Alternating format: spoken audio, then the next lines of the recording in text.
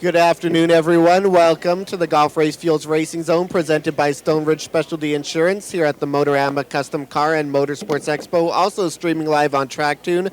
We have a whole lineup of Night of Champions interviews here for you this afternoon, covering both road racing and short track as we head into the Fast Eddie Night of Champions. Also want to quickly mention for TrackTune, if for anyone listening on the app, if you stop by the Shannonville Drags booth, which is also where TrackTune is in the back wall of Hall 1B, and you show that you have the app and you're listening to us, then be sure to let them know and they'll give you a free set of headphones. So that's a cool little promo from TrackTune. But shifting attention here to talk about some Virac racing, we have a couple of the champions from 2025, Guy Tremblay and Perry Mason. So starting with Perry, you won. You were in the VH3 class last year, won all 12 races. What was the key to your success? Well, I would say preparation is the big thing. You know, you first must finish in order to finish first is usually what they say. I'm my own technician. The car has gone over between every event, and I want to make sure it's 100% so there's no failures. That and being consistent and smooth, and we have breakout rules which you have to apply in regionals. So you have to maintain a car that is just on the edge so you can stay at front but not be too fast. So that's part of it as well, and being there all the time. For Guy, it's you had won 10 of 11 races last season in the MC1 class. What was the key to your success? Well, again, it's easy to talk after Perry because it's the same thing. Again, the basic thing is showing up to the race first. Again, because our championship is about the top 5 weekends out of the season, and having a car that's well prepared. So a car that doesn't break down and be able to finish all races is really what you have to do. And the rest is, again, about consistency, not going off, not crashing, and finishing races. That's the main thing. So the interesting thing, too, about vintage racing is it covers such a wide variety of vehicles and a wide variety of different decades, too. And we know the vintage historic would be older cars than modern classics. So I guess for each of you, and starting with Perry, in your case for vintage historic, what do you like most about that class of cars? Well, they've got me in vintage historics simply because they've rearranged the grid, but I'm actually classic. So my car's a 1981, which is a classic class vehicle. I like that because the vehicles are something I can relate to, and when you were fond of cars in the 80s and maybe the late 70s, that's where these cars fall into place. So it's a kind of car you wish you might have driven back in the day. And in my case, I'm an Audi fanatic, and I race an Audi, and Audi's history goes back to a car like mine, and that's one reason why I like to run that car. It's very unique, very rare. There's not a lot of them out there. Most of them are in Europe. I think I'm the only one campaigning one in North America. And they all look at me kind of strangely with this car because they wonder how I can do it. Because nobody runs one of those cars, but we have the answer. There you go. A trade secret there, I guess. And same for you, Guy. Sort of what you like about your class in the modern classic? Again, for me, again, 2 things. I like Varac because it's gentleman racing, so I don't have a big budget, I don't have sponsors, and so I'm doing this because I like driving the car fast. But it is relatively safe because we have a set of rules also that's more gentleman racing. So if we have accidents or crashes, we can be suspended. So it keeps other people from hitting you and you from hitting other people, which is a big thing when you are on your own budget. And the next thing is a bit like Perry. The car I drive is the car I was dreaming of when I was a teenager. So it's great to be able to get in the car you dreamt of when you were younger and be able to drive it to its limit. So that's really what I enjoy doing. Yeah, Perry mentioned his Audi, and yours is a Porsche, it looks like. Yeah, I have a 99 Porsche 911. So yeah, definitely a wide variety of different makes and models there. So you both experienced success, obviously, as champions, but you both, I believe, have been racing in Varac for, at least a number of years here. So how would you compare 2025 to other past seasons for both of you? Well, it's always fun. When you're at the track, it's a blast. The people are great. We are lacking a little bit in some grid numbers. That's something they're working on. The Varac Grand Prix in June is always packed. That's the one I recommend everybody come to watch. So we'll have a 40-plus car field in each class. So that's always a lot of fun. But running with Varac is probably one of the best forms of motorsport you can get into next to go-karts because there's good people. It's relatively inexpensive. And everybody looks after everybody else. Somebody's got a problem, you offer a hand, and, you know, that type of thing. I think I'm still on the right track with that question, wasn't it? So for you as well? Yeah, you're right. You've covered it all, I think. Yeah. But yeah, it's the same thing for me. It's a great group of people, very respectful, but the racing is hard. So it's real racing. Everyone goes and the people are competitive, but it's relatively clean. And it's a great group to be with. The main issue we have, as Perry said, is the grid number are dwindling. So the championship are not really what we want. We go there to race, not just to win and be the only car. And it can happen sometimes. So that's one of the issues we are. So hopefully, with shows like this, we're going to attract more drivers and more cars. Yeah, and I imagine that's like a moving target as well with Varac in that you're going to have, I believe it extends a little bit each year as far as newer vehicles that will join. So, you know, what someone else, you know, used to race back in the day as they get older will now be what's part of Varac. So what do you guys like most about Varac racing in particular? The cars I'm racing against is the big thing. I like to see that era of car together. You know, you're running against cars that maybe you saw as a kid in a group when they were current. But these cars now are, you know, some of them are 40 plus years old and still look kind of current, and they're still turning very fast times. So I think to be able to keep those cars on the track, keep them looking great, remembering the history, and enjoying them currently with that history in there is why I like Varac. Yeah, again, many of the cars we race, you can race in the modern series as well. So you can either choose Varac or the moderns, and the main difference is the group of people usually that drives it. And as I said earlier, the rule set that prevents people, let's say people that have a lot of money and maybe not a lot of practice coming and T-boning you in a corner, which is when you're on a privateer on your own budget, is pretty much the end of a season or your career. So that's what I like about Varac. For people who may be less familiar with the series, they should at least have heard of that Vintage GP, one of the major events on the CTMP calendar each year. So I know there's always, you know, some multi-day thing, goes beyond just the 2 days of the weekend. We have all these festivals off track as well. So what makes the Vintage GP so special?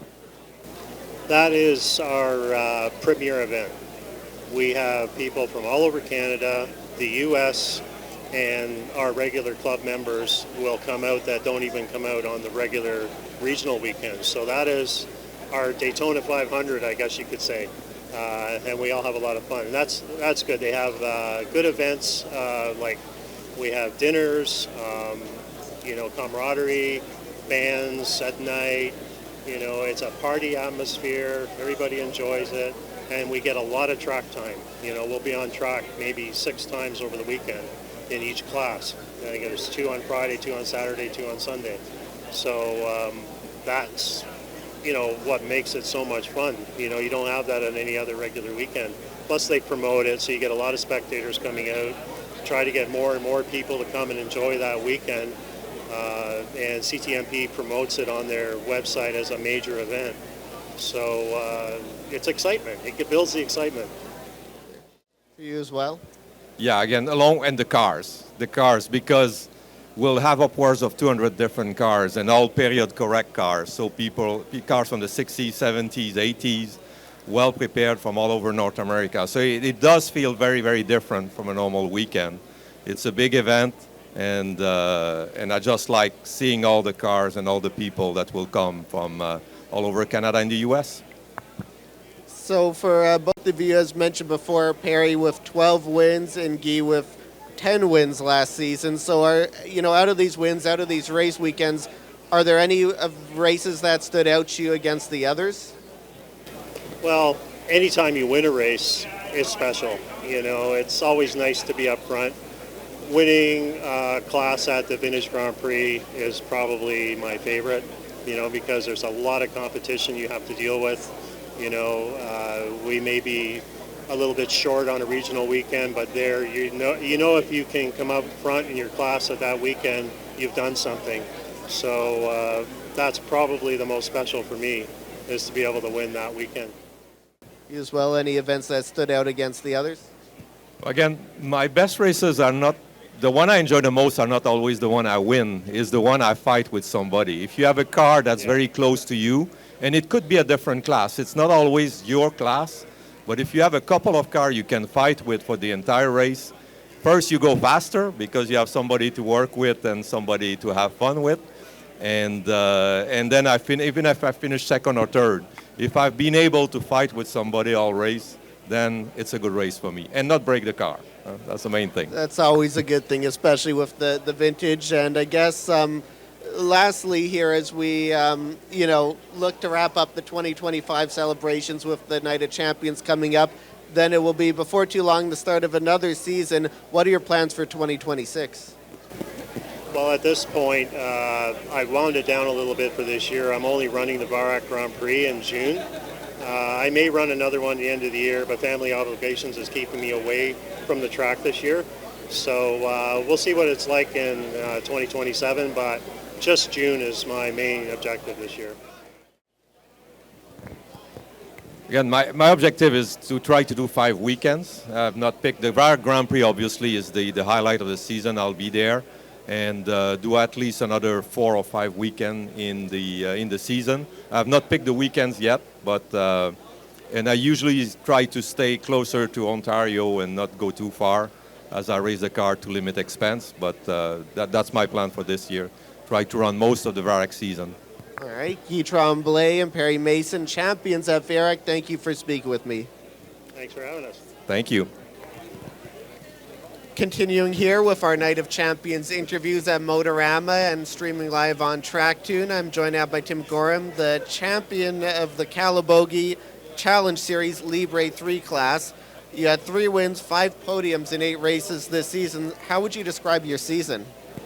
Actually, it was a lot of fun. Like the previous guys said, the funnest races were the ones where I was fighting with somebody and not necessarily winning, but the wins were pretty nice. So the Libre Series features different forms of open wheel and open cockpit cars, which is quite interesting. Like I saw your car parked over there. I don't even know what it is. I guess to begin with, what is your car? How would you describe it? It's called a Rush SR, and it's a motorcycle-powered car, the same category as Radicals.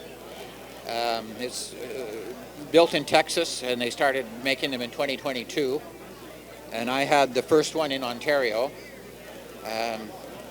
Sort of started it as a retirement project. It was cheap at the time, or it's gone up in price a little bit now, but the main thing was it was easy to maintain and easy to move around. As the previous guys had said, the real key to winning races is getting to the track and finishing the race. In fact, I'd say it's perseverance over performance. And as I'm getting older, I don't have a crew, I don't have sponsors, so I wanted a car that was light, easy to move around, easy to fix, easy to get parts for. And the Rush SR was designed specifically for that in mind. And it's a blast to drive, so much fun. Yeah, it definitely looks like a unique one. So a newer type of vehicle, that's cool to hear. And with that Libre Series featuring different kinds of cars, what is it like racing against such a variety of open wheel type vehicles? Again, as the previous guy said, when you look around and you're racing against guys in a 1980 Formula Renault, Formula Ireland's, Formula Mazdas, I mean, these are some pretty cool cars. So it's really cool when you're chasing one around, and I kind of forget to try and pass them because it's so much fun watching them behind. And you know, they got the old race liveries on them. It's really cool. So for Calabogie, an interesting thing compared to at least some of the other road courses is it's kind of like a short track in that it has this regular series, and they have different, I know the Miatas have one too, and there's different classes that are there. So what should people know about that Calabogie Challenge Series? It sort of started as basically gentleman racing, sort of run what you brung, and they've got a GT series for sedans, and they can range from road cars that people drive up there to full roll cage, full race cars, and the classes are based on what your average lap times are. So you're racing against people who are going the same speed as you, not necessarily the same kind of car, but basically the same speed, which makes it a lot of fun. And then they've also got the Miata series and the Formula Libre. So for Calabogie as well as a track, I've never been there, but I've heard it's a bit different in terms of the visibility, your sort of blind corners and stuff of that nature. How would you describe racing there? I've raced at quite a few tracks, and I'd say Calabogie is by far the most fun. It's 6.5 kilometers, so it's a long track. If you can do it a lap in under 2:30, 2 minutes and 30 seconds, you're going pretty fast. There's nice elevations, nice hills. You crest these humps that your car goes almost right off the ground. Nice long straights. Beautiful forest on either side. It's like racing at Tremblay, but twice as long. Huh. So that's an interesting one there. And the other cool thing with Calabogie hosting things like the CASC Sprints, Miata Canada Cup, NASCAR Canada over time, and we sometimes see those regulars from the track go and race in those series. So what does it feel like as a regular driver having those series come and being able to see these guys from Calabogie race against the big names? Oh, it's fabulous. I mean, most of the races you can go and watch them for free. They don't charge entry. So you can see some really good racing. Meet up with guys, as the previous Perry and those guys said. It's the teams and the racers and everybody's really friendly off track.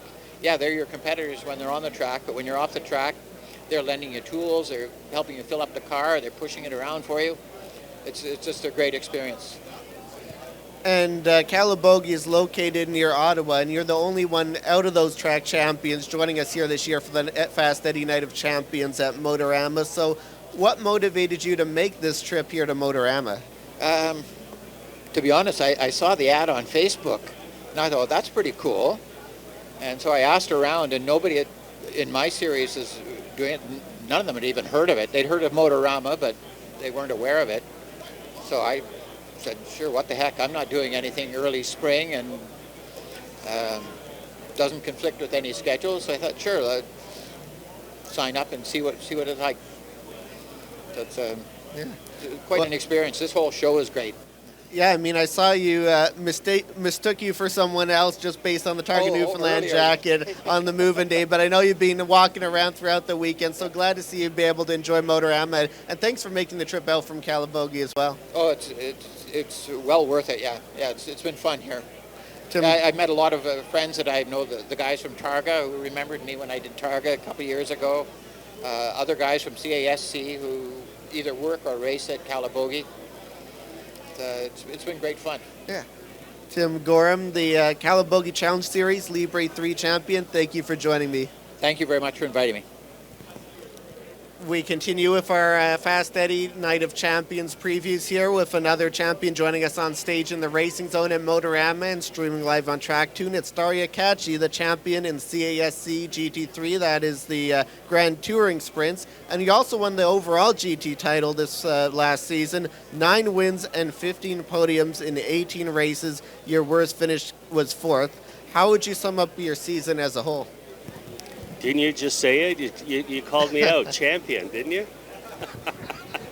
I guess it was a fun season. You know what? If I was going to wrap it up, it was a fun summer.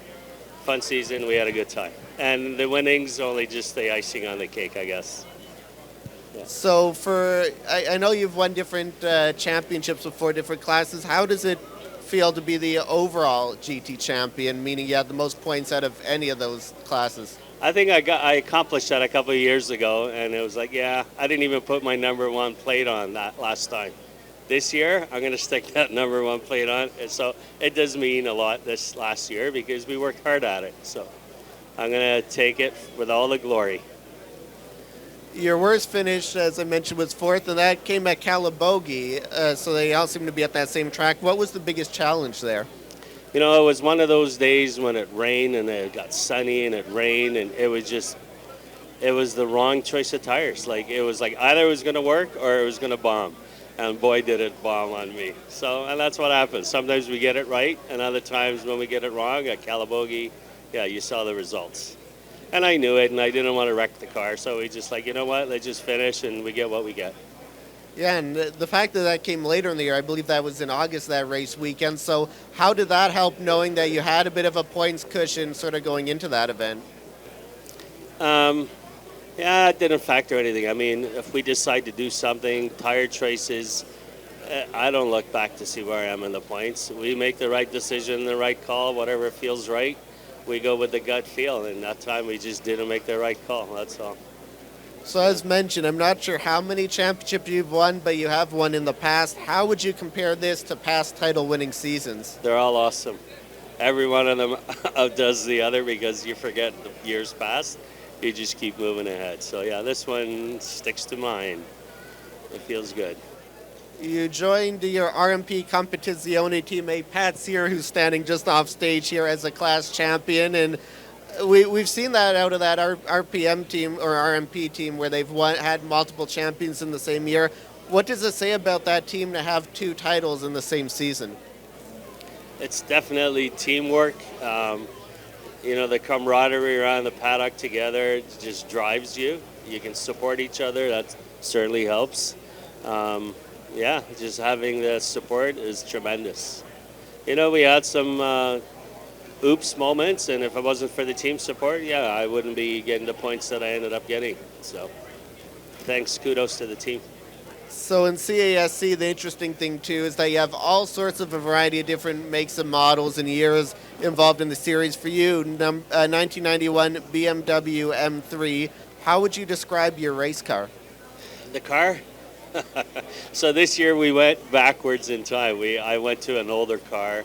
It's a vintage car. It's just, people call it the brick. But man, is it ever fun to ride? Like, there's no traction control, there's no aids. You got to drive the car. And I wanted to do it, and I knew the challenge, and I had such a blast doing it. How about the competition in GT3? We know there's like different GT classes on track at the same time as well, but what's that competition like in the GT3 class? Yeah, this year we had some newer BMWs. We had a Porsche, much high horsepower cars, and you know what? That doesn't threaten me. I look at them, I'm like, let's go. And let the better driver win. That's all I say. So in addition to Calabogie, CTMP being the main track in Shannonville as well, three very different road courses. What out of those three would be your favorite racetrack? My car really likes Shannonville because it's tight, twisty, but unfortunately I had car trouble both times at Shannonville. But I still think, you know, driving Shannonville with that car is just fun. Yeah, it's technical, you gotta throw it around, so I really had fun driving Shannonville. For those 9 wins this season, that's quite a few times being able to be on that top step of the podium. Were there any wins or any race days that stand out above the others? Yeah, one of the last races of the season, I think it was the second last race. Points were tight. Like, we were down to like 1 or 2 points at the end of the season when we even had 500 points. We're like a couple of points apart. So catching up to the lappers and trying to weave through, that just sticks to mind. That was probably the most fun we had. And we knew we were going to catch them. We knew they were going to be an obstacle. We knew they were going to be a huge deciding factor. And then, yeah, it was just trying to race through them was a ton of fun.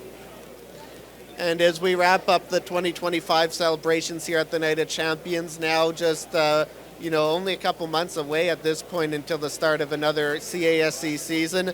What are your plans for 2026? I still haven't sold my old car. I thought I was going to get rid of it, and I'm like, no, I had too much fun with that, so that's still in the garage.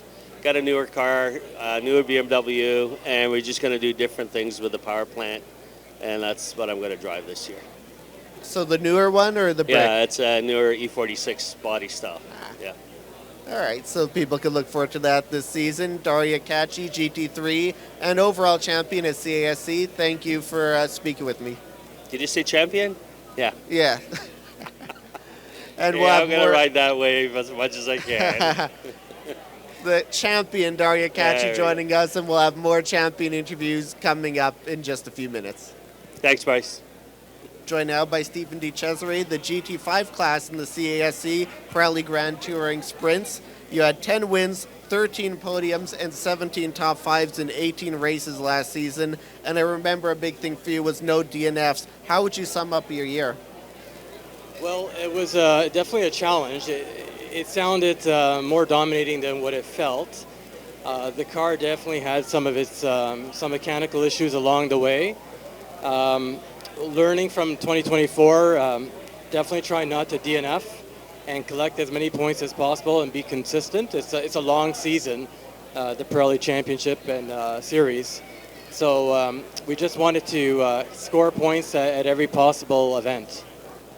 Yeah, and quite a variety too, having Calabogie, Shannonville, and CTMP, a few really different tracks, and able to keep those top finishes going. What was the key to that consistency? A lot of hard work and preparation in advance, of course, support along the way. Like I mentioned about the mechanical failures, there was a gearbox that completely failed at Shannonville, but managed to still score points in that very race, rolling across the finish line. And the support from the sponsors of Prima and Maple Mazda, the Zankin Automotive Group. Prima put the car back together and got it ready for the next event, so that was just awesome from their support and their mechanic team there. Yeah, and you were able to focus in the season on GT5. Last year, the year before, 2024, the MCCU title, class title in the Miata Canada Cup in that inaugural season, and still racing a Mazda Miata, but now moving to this class. So how would you compare those two championship seasons between the Miata Canada Cup and here in GT5? Both are highly competitive, tough series, you know, a lot of fun. And I'd say that if you're not having fun out there, you shouldn't be there.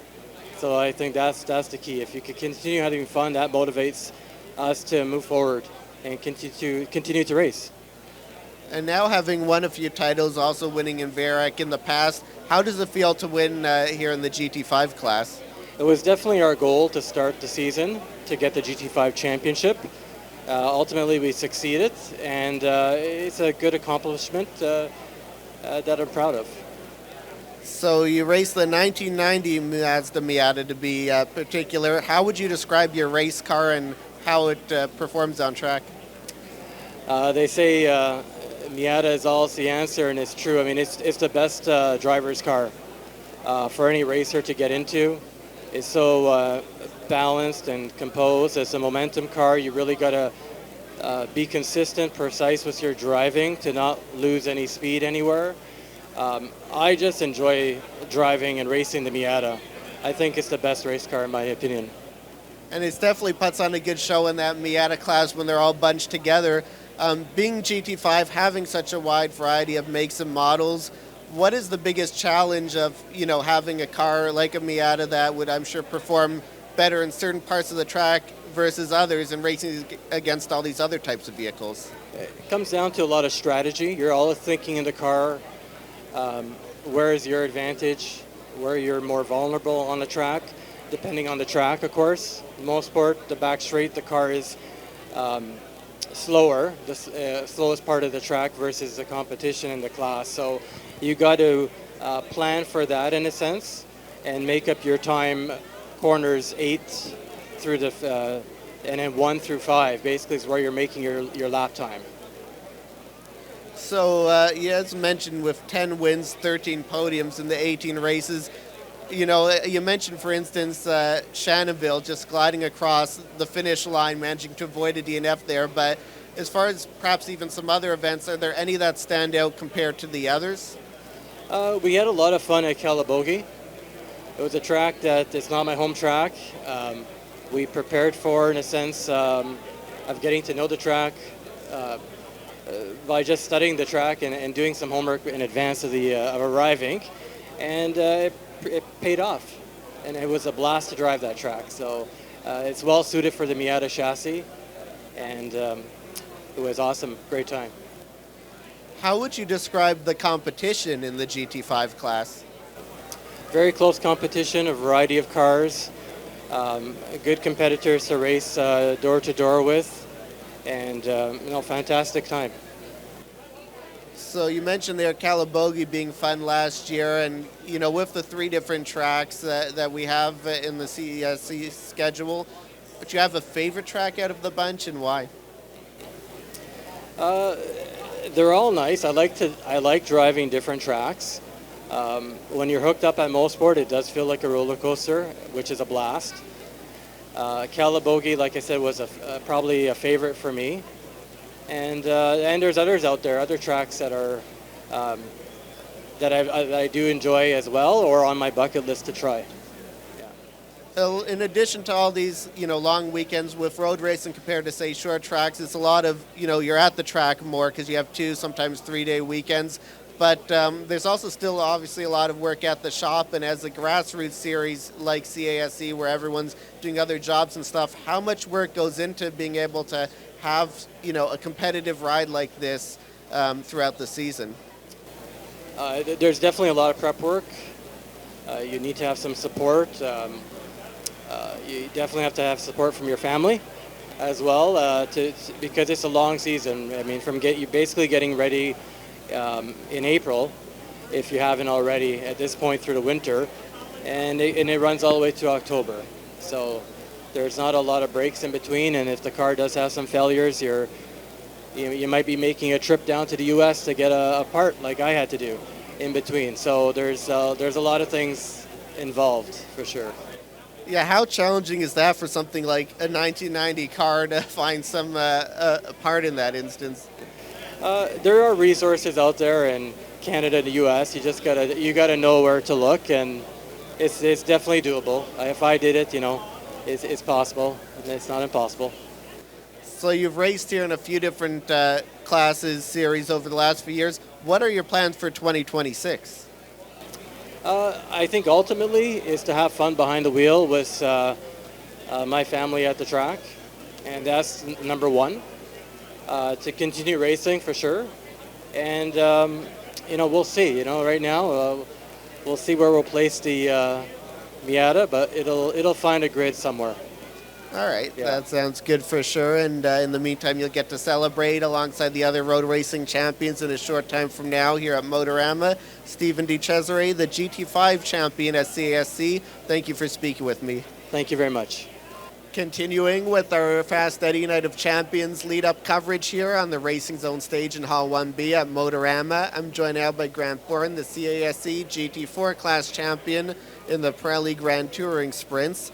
You had 3 wins, 10 podiums, and 14 top 5s in 18 races to win the championship. And that was a close battle for you, too. A Hugo Gerard came right down to that final weekend at the celebration of motorsport. How would you describe that title battle? The battle was really amazing. It was really tight all the way to the end. We're back and forth.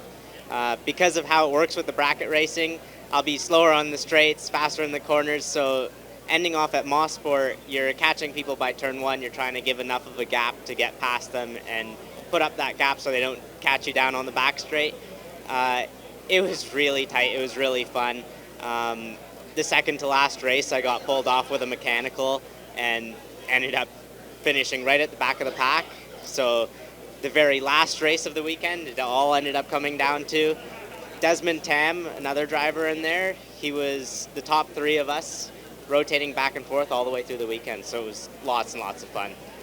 Yeah, definitely a lot of good back and forth battles from the sounds of it there, and at a fun track like CTMP. Another interesting thing, this being your rookie season, moving over from Lucky Dog Canada, so you go from endurance racing to more of a sprint style of racing. And how does it feel to win, being your first time sort of running in this type of racing in your rookie season? How did that feel? It felt really amazing to just go out there from a Lucky Dog background, which is a really much more leisurely racing. You're going more 70% rather than 100 that you are in sprint racing, giving more space to other cars. Sprint racing is full wheel-to-wheel, full going all out. We got 20 minutes to do as much as we possibly can, so it's a whole new world. Yeah, you mentioned a different pace there. What was the biggest challenge of transitioning from endurance to sprint? The wheel-to-wheel, just getting the confidence to pull your car right up next to the next car. Like, you're coming into brake zone and you're pulling a foot or two in front of, between your front bumper and the next rear bumper, and the confidence to do that lap after lap. So as mentioned there, you had a few wins on the season, as well as consistent podium and top 5 finishes. Were there any sort of race weekends that stood out to you compared to the others? Calabogie, as well as the final race weekend, second weekend of Mosport. We had a lot of really crazy race weekends. Our second week of Mosport, for example, we went out for qualifying. I had my race engineer in my ear saying, this is might be the only lap you get with clear traffic. You got to send it this lap. I went into braking at turn 5 Mosport, which, if you don't know, is a really hard brake zone, right? And my front left wheel, the lower control arm, completely sheared. So all of a sudden, I'm just no steering, sliding right out at turn 5, stayed barely off the wall, and thanks to the great help of my dad and some of my friends who came out to help mechanic for us, we got the car back out and running for race 1 just that afternoon, a couple hours later. So that was a huge highlight. Yeah, wow, that sounds like a remarkable turnaround for sure, and definitely a lot of work, I know, to do this racing thing, and especially for something at like a grassroots level like this, where it's more of a side hustle type of thing. So how much work goes into having a competitive program throughout the season? For this, it's really a lot of work. I mean, I can only do it thanks to some sponsors like Toyo Tires. Toyo Tires helping me get good boots on the car all season long. And then just myself and my dad, between every weekend, back into our garage and just getting the car prepped for the next weekend. So you race 2003 Nissan 350Z. How would you describe your race car and sort of how it races out on track?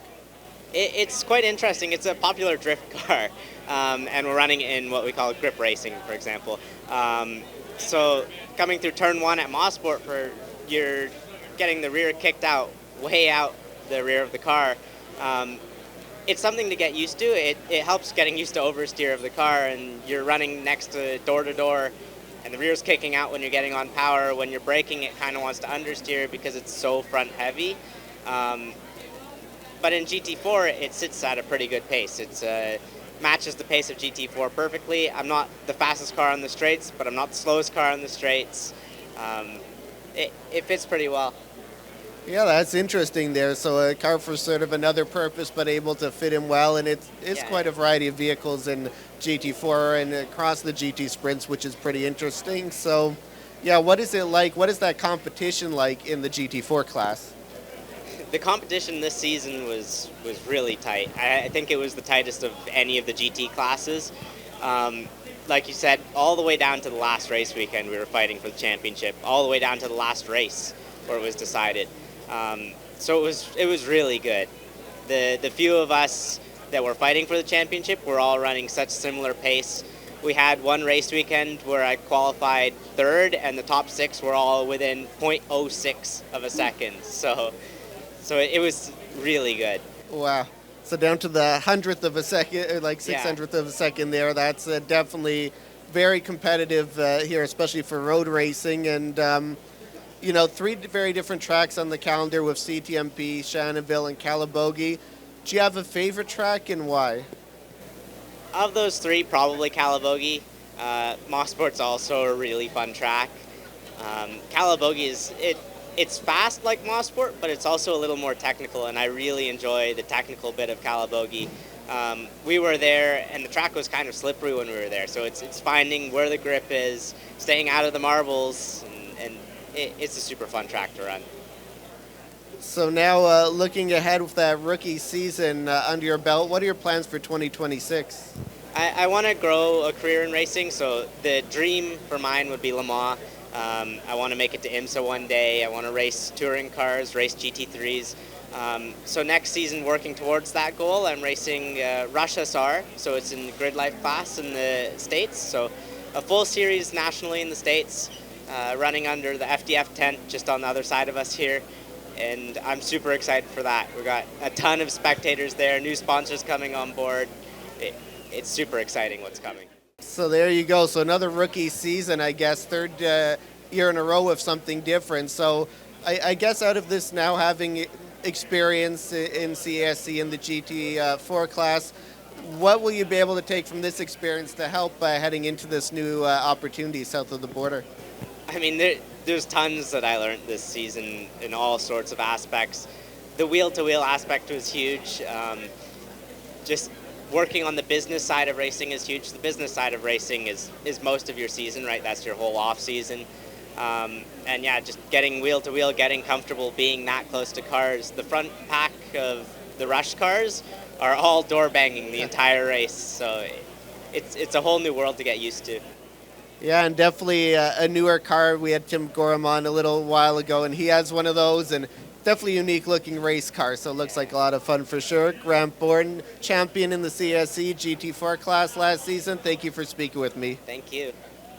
Continuing with our Motorama Night of Champions lead-in coverage here on the Racing Zone stage, I'm joined by Pierpaolo Petrucci, Ontario Time Attack Touring A-Spec class champion, as well as a karting champion, tied for CRKC Adult Championship at Goodwood Kartways, Adult Medium Champion, Mosport Karting Center, and 5th overall in the Ontario Time Attack points in addition to that title. So I guess starting with Time Attack, how would you sum up your Time Attack season?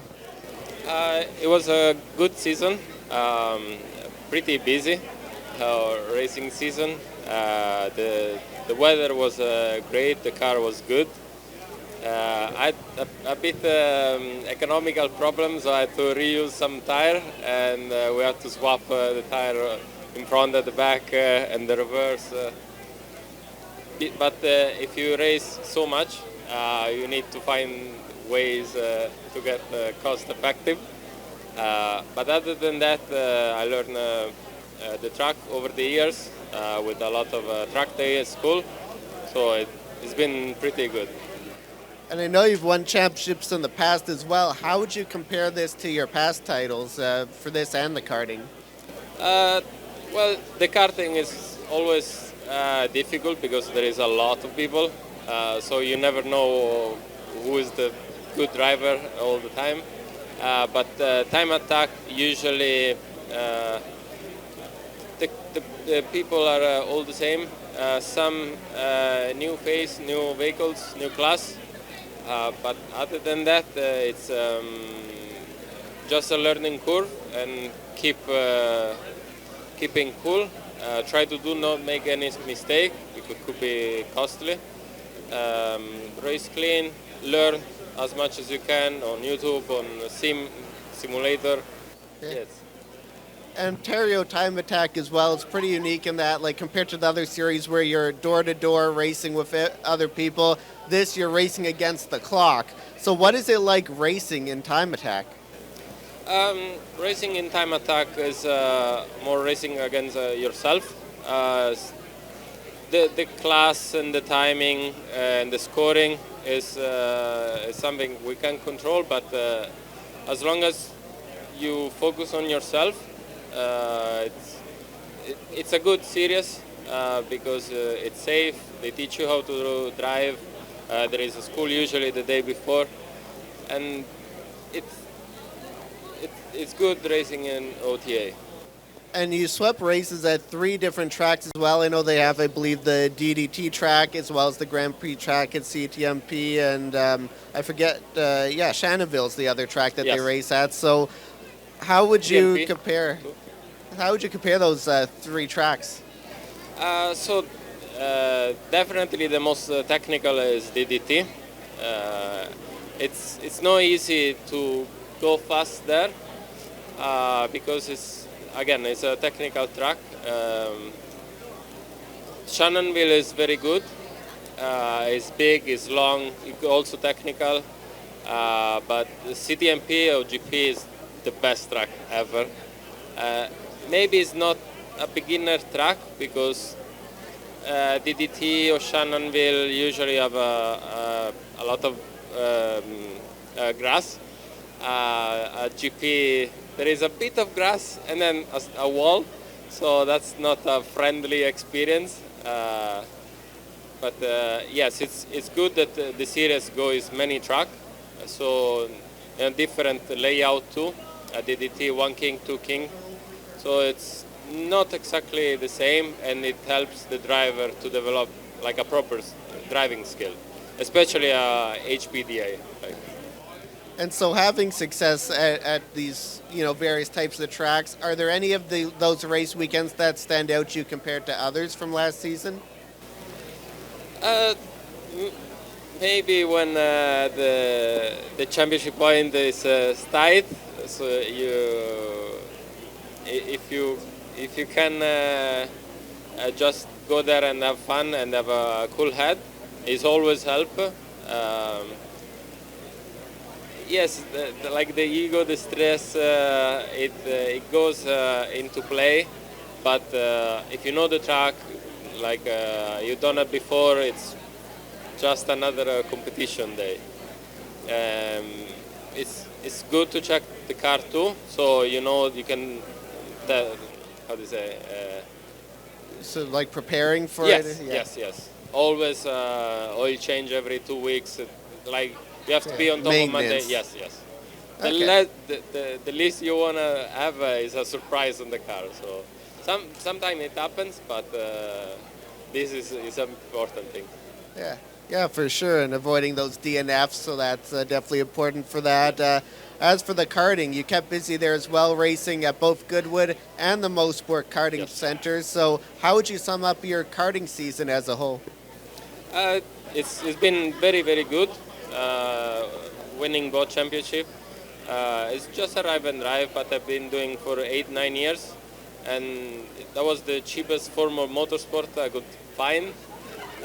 It is fun and fairly easy, very entry level, but when there are 200, 300, 400 people or adults that race, it get pretty busy, and it teach you also how to have a safe environment in a racing condition, so you get used to that pressure and the stress or the competition.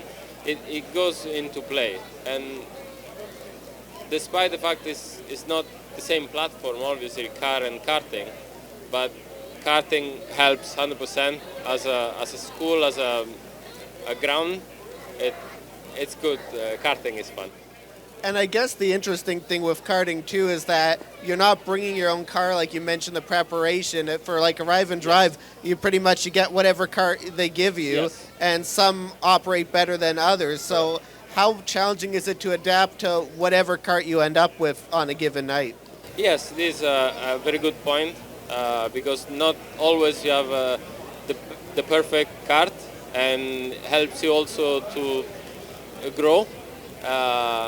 As an ego point of view, and you want always the best cart, but when you have not the best equipment and you still get on the podium, or sometimes you win, it feels way sweeter. Like everybody is fast with a fast car, but champion usually win or go in the podium with anything, and that gives you a lot of learning. And so, yeah, some good experience there and a busy schedule when you have the karting during the week and then these Ontario Time Attack events. So how difficult is it to not only have such a busy schedule, but be able to race at such a high level, be so competitive and win championships in both karting and road racing, essentially, at the same time? The easiest and quickest answer is the passion. So if you have passion for racing, you'll do no matter what. If it's rain, if it's cold, I love racing. I would do for the rest of my life. So it's not a weight, but cost effectively you need to work a lot, or you need to schedule like many races. You have to prepare months before. It's not like one day you wake up and you want to race, but once you know how to go plan, and you have the passion, the fire, and the will to race in any condition, it's not as challenging as it looked like. As sometimes they race one day in the morning, one championship, and go 100 kilometers to do another race in the evening, because again, racing it's fun, and if you have, never feel. Yeah, it's a passion project, Yes, I guess, yes. for sure. And just very quickly, what are your plans for 2026? So for 2026, I just finished the ice race championship, which has been done well in the winter. But for the summer, I'll do only autocross, some autocross with a new platform. I have a BRZ, so no more all-wheel drive, now real-wheel drive. And I also switched to motorcycle, and I do vintage race in motorcycle.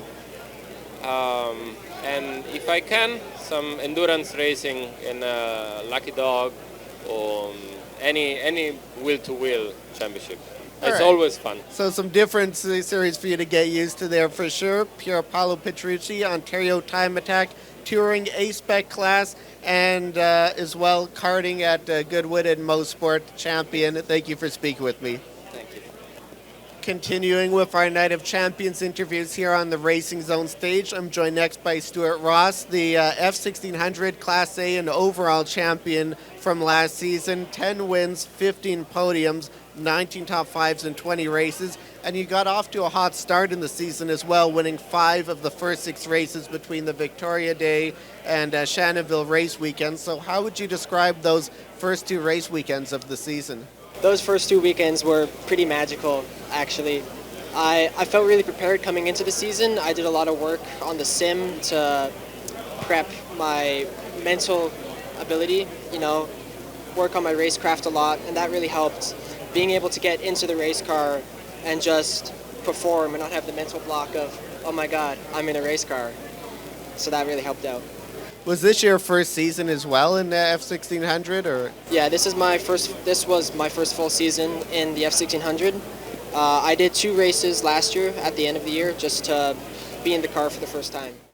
Yeah, so what was it like having that quick adjustment and being able to find that early success? It was really key, actually. The competition was really close last year. Like, qualifying was often separated by half a second for the top 10. It was extremely close. So having that bit of leg up of knowing the car a bit beforehand really helped.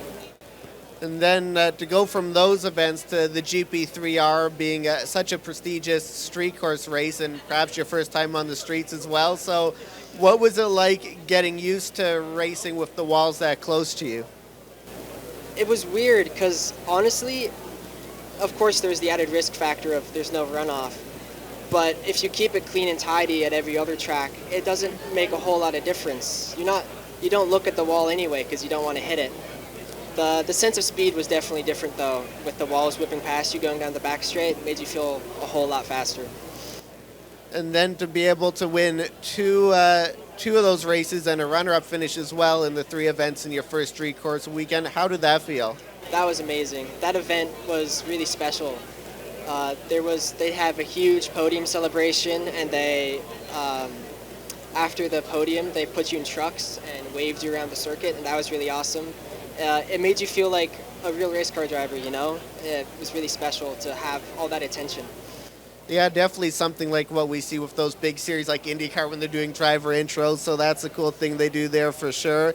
Down the stretch last season, you didn't have quite as much success as the early part of the year. What were those biggest challenges? Biggest challenges would be probably mentally, going into a weekend leading the championship. You want to go in and just try to maintain the lead, but if you do that, then you end up losing out a little bit on your competition. So you have to go into the weekend wanting to win, wanting to extend that lead and keep pushing. And that was the hardest thing to do. And then to end the year out on top with your first F1600 championship, how did that feel to get the big title? That was really something. I've been around the series and the sport for a long time. My dad competed back when I was a kid in Class B car in the Toyo Tires F1600 series. So coming back and winning the A-Class title was really something. What were the keys to your success last season? I think the keys were probably my preparation on the sim. I think it really helped me mentally, preparing to get into the car, I had a fast car every session. The Britain West team did a great job giving me a fast car every race weekend, so I could really go out there and perform. I didn't have to worry about the car having any mechanical issues or anything.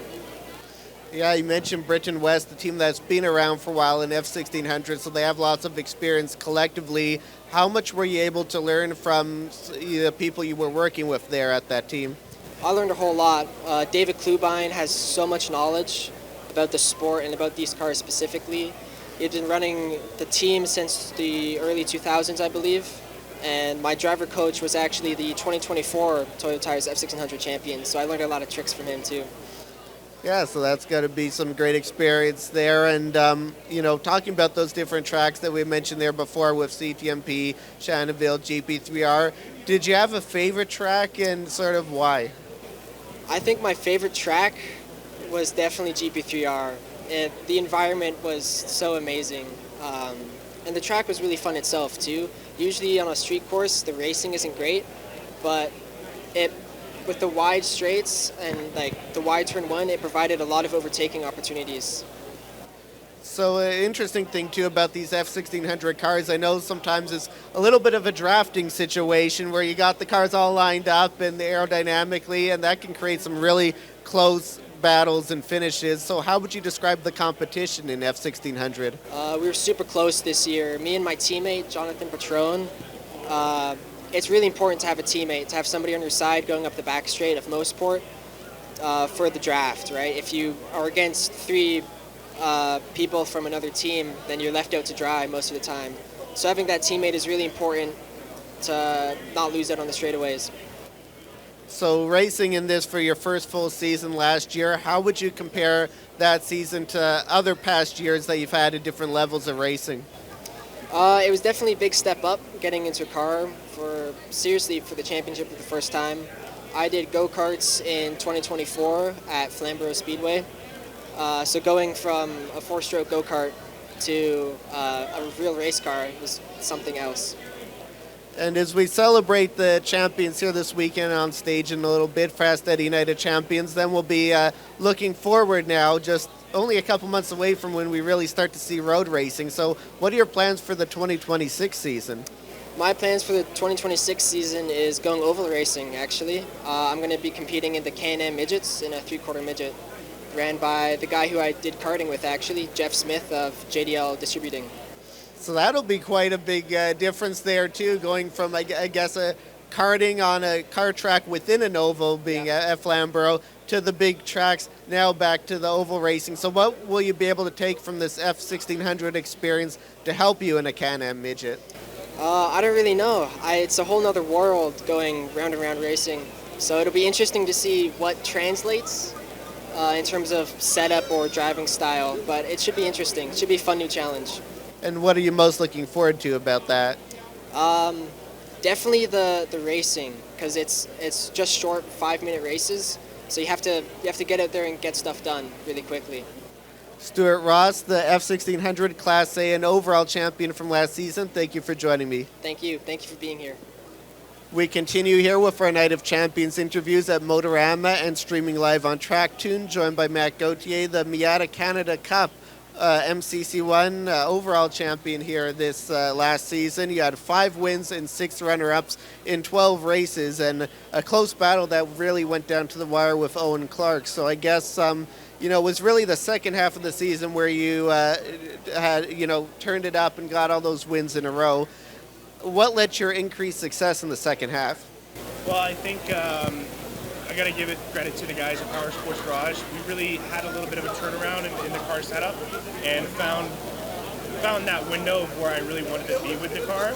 And I found a little bit of extra pace in myself and a little bit of extra motivation to try to get to the front of the field. But yeah, definitely the car setup helped out a lot once we started to figure out what I liked a little bit more. Yeah, and it was 5 straight victories. That was the stat I was looking for there. 5 straight victories sort of towards the end of the year.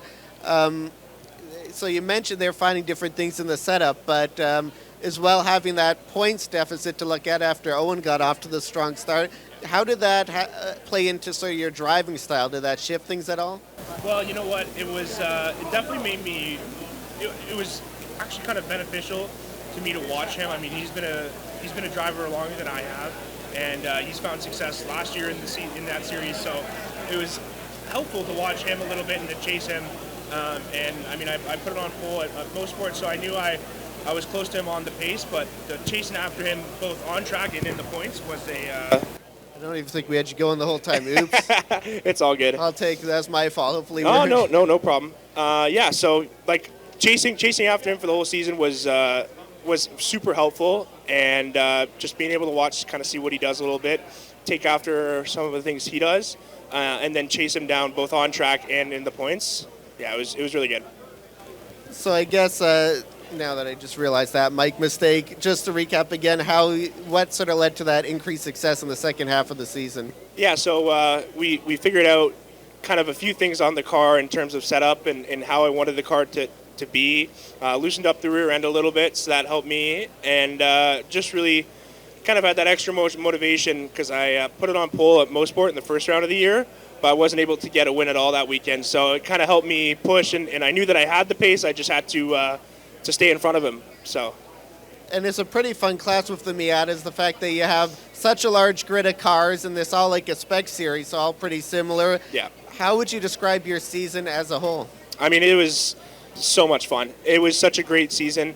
I mean, obviously, it was great to win the championship, but I think it helped me develop a lot as a driver. I learned a lot of racecraft because it's really tight, really tight racing on all of the tracks. There's never really was a weekend where it looked like, honestly, anybody was kind of on their own. Super tight racing, so it makes for some great opportunities to learn. And so that sort of plays into as well, and we talk about, you already mentioned like sort of racing with Owen. So how would you describe the competition here from like a driver's standpoint, and how many people are contending for these wins each week? Yeah, I mean, the competition was great. I mean, Owen and I went at it for most of the season. Me and him were always side by side and 90% of the races. But yeah, I think Kurt was really quick as well in the last weekend, and we had Brad come up from the Super Production. He was quick as well. So it was great. There was tons of different competition. I mean, Owen was my primary rival, but no matter where we were, there was always somebody to fight with. The other fun thing with the series last season was getting to race at the Indy Toronto on the streets of Exhibition Place, and you podiumed in the second race of that event. Yep. What was that experience like? No, honestly, that was the highlight of my season. I would say, honestly, that was maybe even cooler than winning the championship at the end of the year, because that's something that not everybody say that they did, and to be able to drive at the Toronto Indy track. And not only that, podium there as well. That's my hometown, so I live about 15, 20 minutes away from there, and I've been going to that race since I was probably 8 years old. So it was very, very special for me, especially to fight all the way back up. I think I started in 8th or 9th that weekend on the second race because I had a transmission problem in the first one. But yeah, no, it was a great race, amazing experience. Like, that was one of my favorite parts of the whole season. And I guess the trophy, too, with the Toronto skyline, the CN Tower on there? Yeah, that's pretty cool. That's one of my favorite trophies for sure. So, that racing in this series, too, with the Mazda Miata, your car, a 1994 model. Yep. What do you like most about the Mazda Miata? I think it's really just how simple it is and how raw it is. It's really a driver's car. We have no ABS, TC, none of that. It's a 5-speed manual.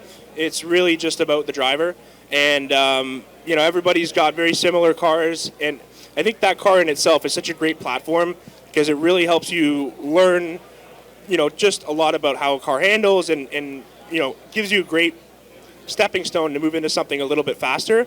But those cars are the most fun to race, honestly. Even when I go up next year and drive something else, I'll still always have a place for Miatas in my heart. And with the Miatas, too, we know they have, a home class at Calabogie. And, Toronto aside, as that was like a special one, we have CTMP, Shannonville, Calabogie, 3 very different regular tracks. Yep. Do you have a favorite out of those, and why? Honestly, I would say I like them all for very different reasons. I really love the speed of Motorsport. Like, CTMP is such a fast track. You rarely ever get down below 100 kilometers an hour, only maybe in turn 5. But I really love the speed of that track. But Calabogie is also special for me as well because of how technical it is and how long the lap is. To put a really good lap together there it's not as easy maybe to say as Motorsport, because there's a lot more corners and there's a lot more to learn, and it's a very, very technical track.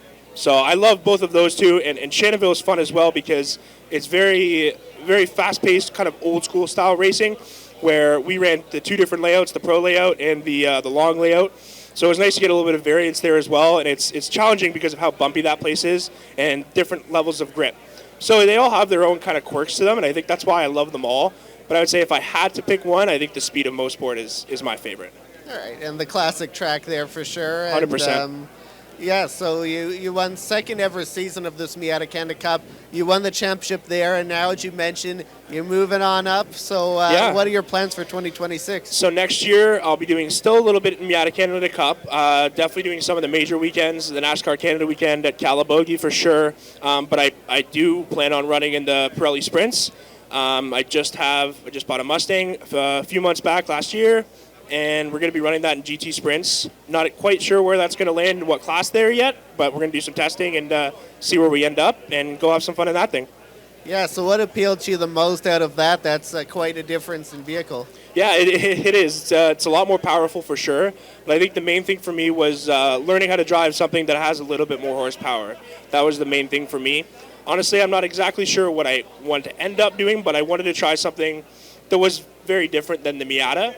The Miatas were great to learn the basics of it, racecraft, and you really can't beat them for that. But I'm looking forward to having a challenge of driving a higher horsepower car and something that's a little more challenging to drive. Not that Miatas are easy to drive, but something that has a little more horsepower.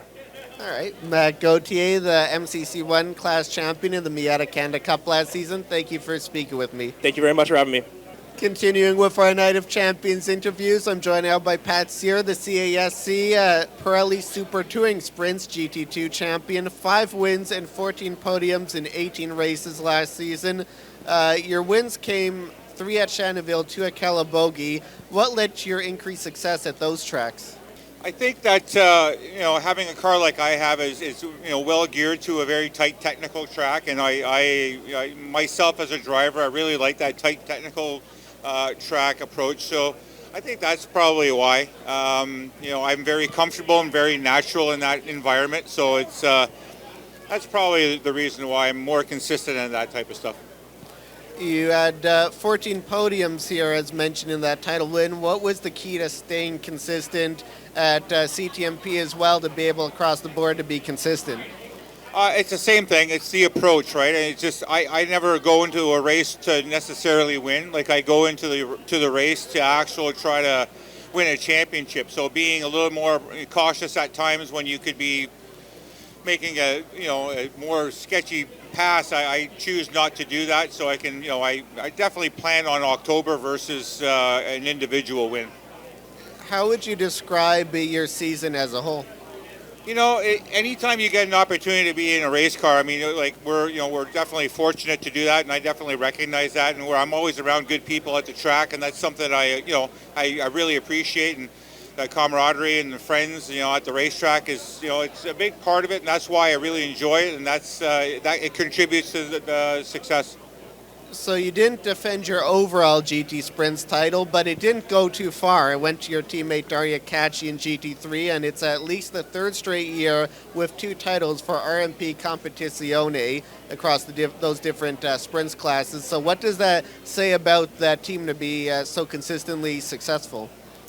Well, I think that from the help from RMP, I mean, obviously they're one of the best in the entire area for BMW stuff. So obviously with the Johnny and Rocco have been very good with with all the help that they've given us over the years, and that's a big part of it. I mean, again, the camaraderie with Daria and some of the other guys around, like it's a big family, right? So that's what's appealing to myself, and I think that's why we're successful, have been in the past, and I'm sure they'll be in the future.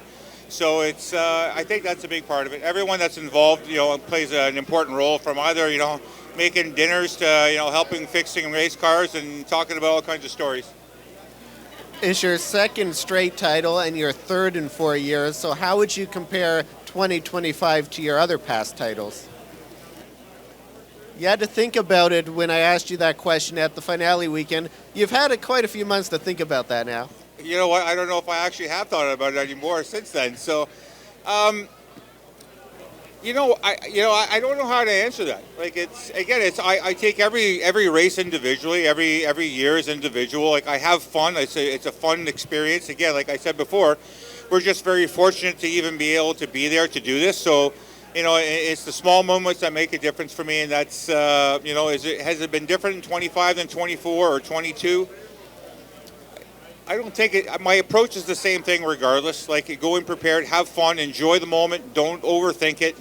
Don't stress about stuff. Don't get all angry about things you don't have to get angry about as much as you can, and just enjoy the moment. Have fun with it. And so, 25 hasn't been any different. Is it a better year? Not necessarily. It's as good a year as the other ones were. So, but again, preparation led to a championship. So it's there'll be more in the future.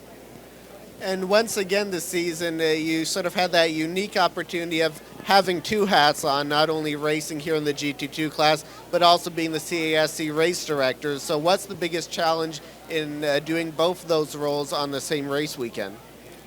Part of it, I think, is like you want to do a good job regardless if you're a driver. If you go prepared to do a race, like you want to make sure you do a good job with that and enjoy yourself the most you can. Same time, when you're the race director, you want to make sure that you're attentive to everyone that needs something and you want to be present. You want to help everyone that you can. So it becomes a little bit stressful to be either in the race car, thinking about what I have to do as a race director, and then vice versa. So it is a little bit stressful at times. There's a lot going on. And again, I just want to make everyone happy as much as I can and just have a pleasant experience regardless if it's driving or competing against somebody or actually being the race director. So it's not an easy balance. Got to be difficult for sure, but I guess at least you're able to, get familiar with that as you've been doing that now for multiple years. So you mentioned there before how RMP is sort of known for their work with on BMWs, and in fact you raced the 2004 BMW M3. So how would you describe your race car and how it performs out on track? I think at time of the build, there was a lot of the fit and finish and the attention to detail went into that car to make it as good as it is, and there's not many others like it out there. I mean, Daria Khachi has one that's quite similar, but again, we have cars that aren't very similar to many, so and that's what's different with those. I mean, we'll be at events, and sometimes someone will come up and say, "Oh, I have the same car." You might have an M3, but there's a lot of work in the background that goes into these cars that people don't get to see. So they are definitely different than your average street car. And again, the attention to detail and all the extra work that you do when you build it and the off season, that's what makes the difference between these cars, getting to a track.